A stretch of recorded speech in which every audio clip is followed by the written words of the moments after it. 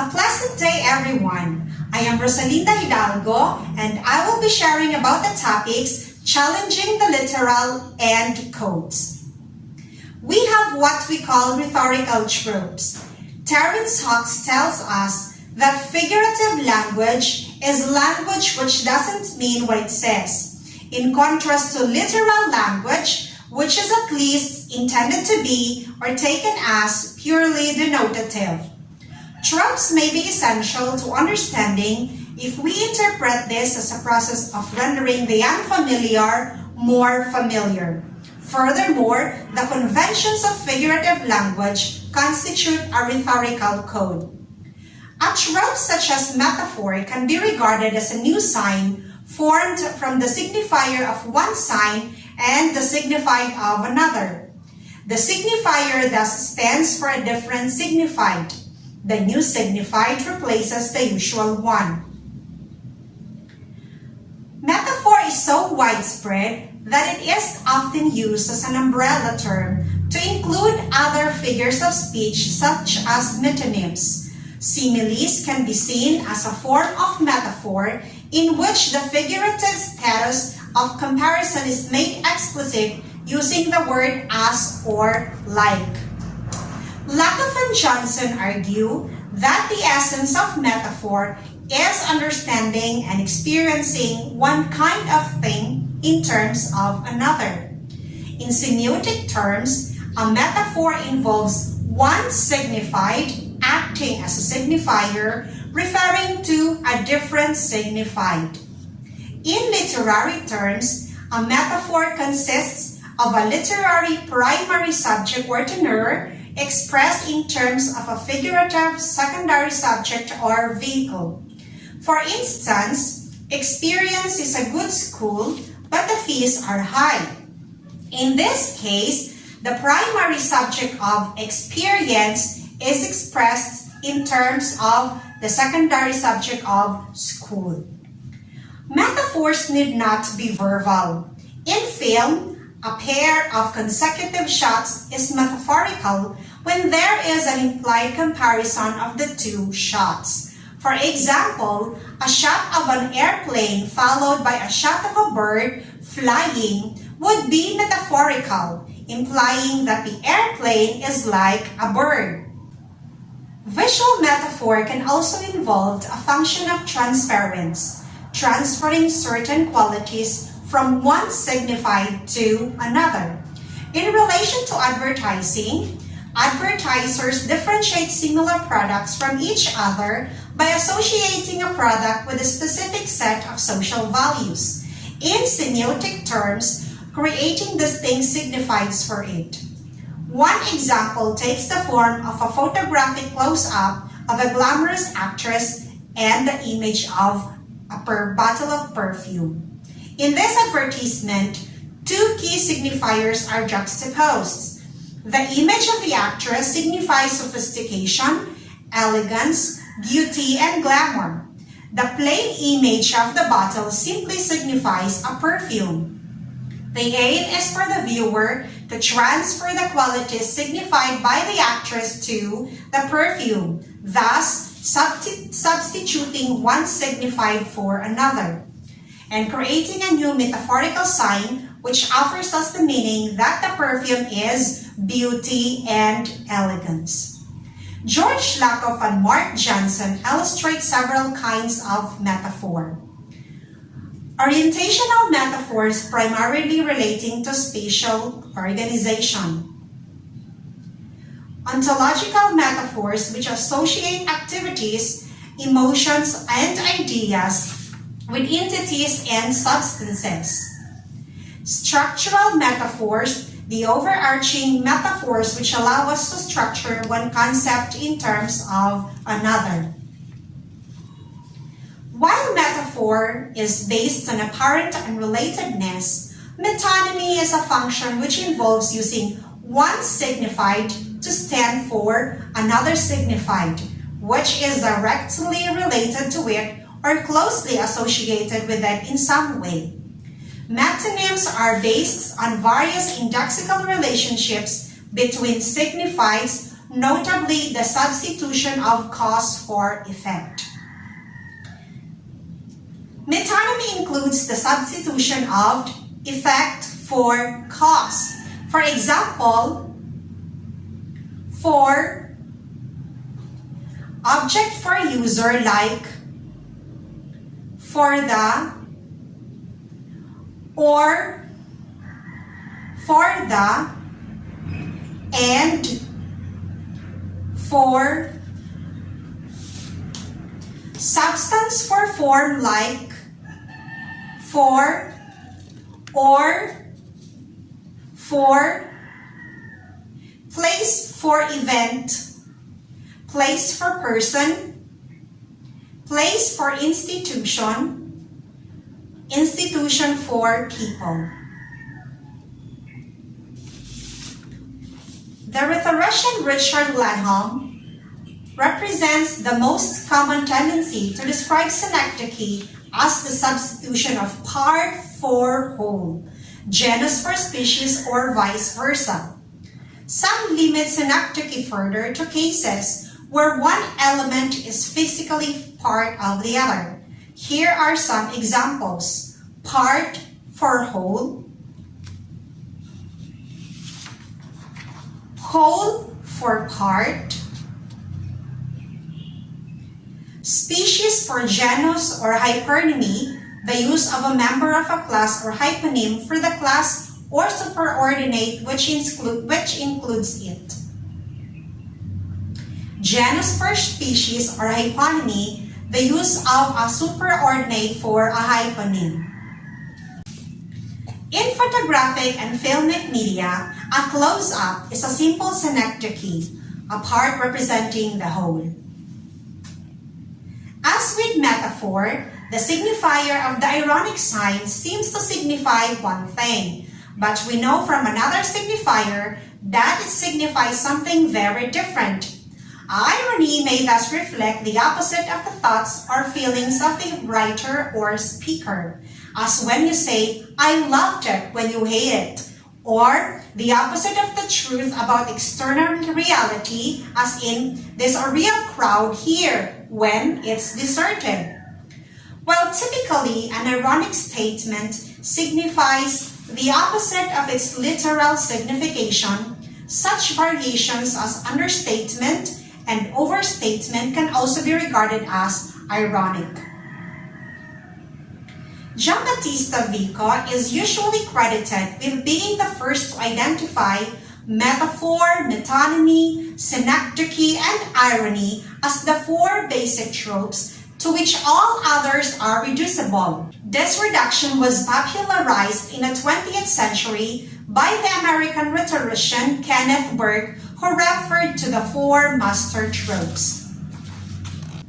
While the distinction between literal and figurative language operates at the level of the signifier, that between denotation and connotation operates at the level of the signified. We all know that beyond its literal meaning, a particular word may have connotations. In semiotics, denotation and connotation are terms describing the relationship between the signifier and its signified. And an analytic is made between two types of signifieds, a denotative signified and a connotative signified. Denotation tends to be described as the definitional, literal, obvious, or common sense meaning of a sign. In the case of linguistic signs, the denotative meaning is what the dictionary attempts to provide.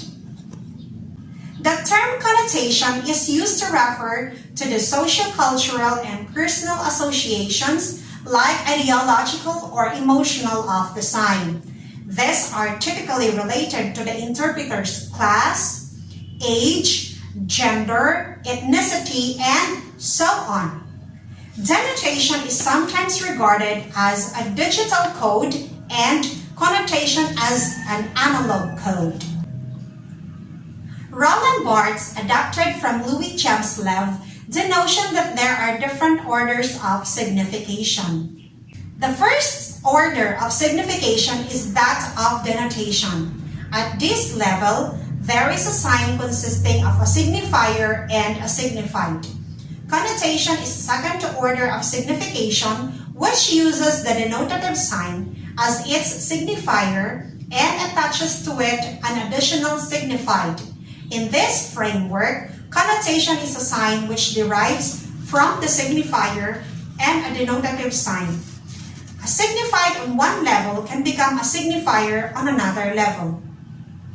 The choice of words often involves connotations, as in references to strikes versus disputes, union demands versus management offers, and so on. Subtle changes of style or tone may involve different connotations, such as changing from sharp focus to soft focus when taking a photograph, or using different typefaces for the same texts. In the framework of partition cultural studies, myth-like connotation can be seen as a higher order of signification, whereas in the case of connotation, the denotative sign becomes the signifier of the connotative sign. In case of myth, the language becomes the signified of the mythical meta-language. Now we will discuss the second topic, which is about codes. Codes organize signs into meaningful systems which correlate signifiers and signifieds through structural forms of symptoms and paradigms. If the relationship between a signifier and its signified is relatively arbitrary, then interpreting the conventional meaning of signs requires familiarity with appropriate sets of conventions. The conventions of codes represent a social dimension in semiotics.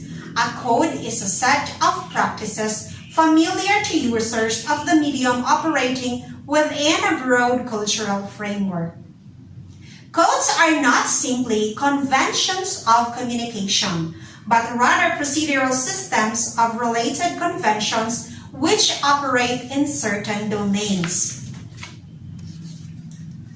Now we will discuss the types of codes. First is social codes, such as verbal language,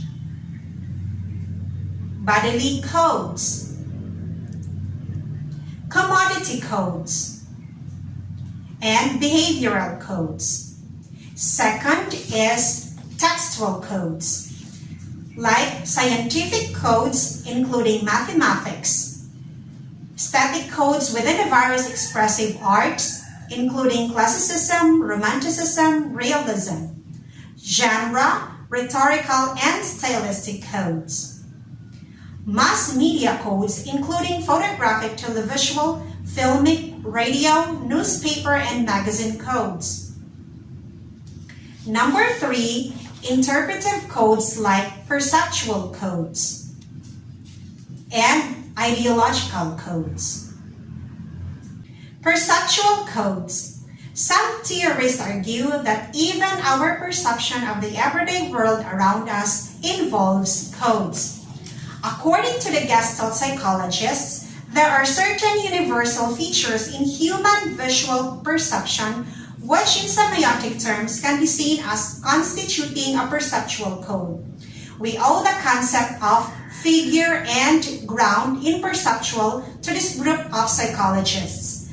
Confronted by a visual image, we seem to need to separate a dominant shape, like a figure with a definite contour, from what our current concerns relegate to background or ground. An illustration of this is the famous ambiguous figure, which initially seems to be either a white vase on a black background or two human faces in silhouette facing each other against a white background. Images such as this are ambiguous concerning figure and ground. In such cases, context influences perception, leading us to favor one interpretation over the other. Next is social codes. Within a culture, social differentiation is determined by a multitude of social codes. Language use acts as a key marker of social identity. Restricted code was used in informal situations and was characterized by a reliance on situational context, a lack of a stylistic variety, an emphasis on the speaker's membership of the group, simple syntax, and the frequent use of gestures and tag questions. Elaborate code was used in formal situations and was characterized by less dependence on context, wide stylistic range, more adjectives, relatively complex syntax, and the use of the pronoun I. Textual codes. Every text is a system of signs organized according to codes and subcodes, which reflect certain values, attitudes, beliefs, assumptions, and practices. Codes transcend single texts, linking them together in an interpretive framework which is used by their producers and interpreters.